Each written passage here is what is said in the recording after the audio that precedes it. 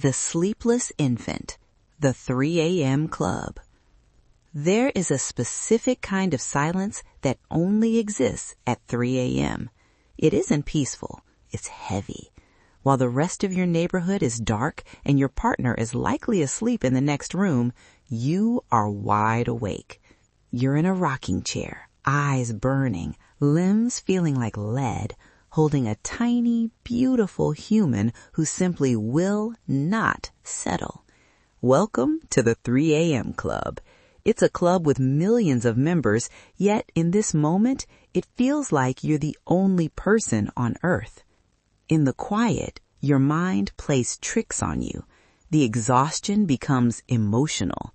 You see influencers with miracle babies on social media or hear your mother-in-law say her kids never woke up like this.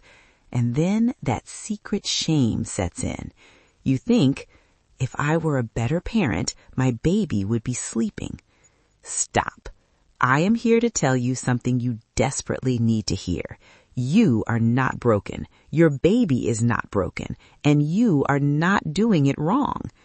The truth is, the modern expectation of infant sleep is at war with biological reality. Your baby is operating on ancient primal instincts. Once you understand the biology of the wake-up, the guilt disappears, and that is the first step toward finding your way out of the fog. Let's talk about the phrase, sleeping like a baby. Whoever coined Matt clearly never lived with one. Real infant sleep actually means waking up every 2 hours demanding a snack, crying about weird socks, and needing 45 minutes of rocking. But our society has turned sleep into a moral report card. When someone asks, is he a good baby? What they're really asking is, does he sleep? If he wakes up, the implication is he's difficult and you're doing something wrong. This convinces you your baby is giving you a hard time, when in reality, your baby is just having a hard time. So why do they wake up? It's not spite, it's biology. Human babies have a built-in alarm system for survival. Thousands of years ago, waking up easily was a safety check. Am I safe? Is my protector here? Am I fed? It's a feature, not a bug. Then there's the roller coaster of sleep cycles. Adults have 90-minute cycles and know how to connect them. Babies, their cycles are only 45 to 50 minutes long. Imagine waking up on a roller coaster every time it pulled into the station. If you didn't know how to buckle yourself back in, you'd scream for help too. That is your baby at the end of a sleep cycle, realizing they don't know how to get back to sleep without you.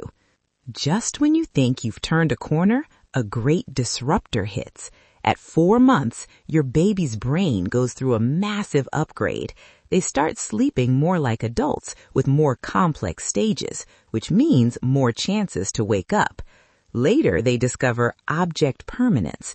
They realize that when you leave the room, you still exist somewhere else, like the kitchen, without them. Bedtime becomes a moment of panic because they understand for the first time that you are leaving them.